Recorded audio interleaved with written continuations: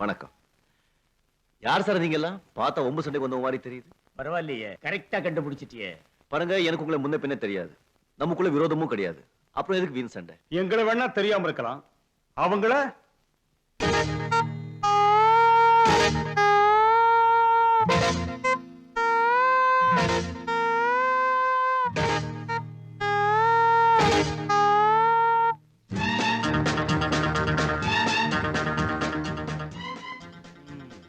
Mister, என்னை எவ்வளவு அவமானப்படுத்தின, அதுக்கெல்லாம் இப்ப அனுபவிக்க போற.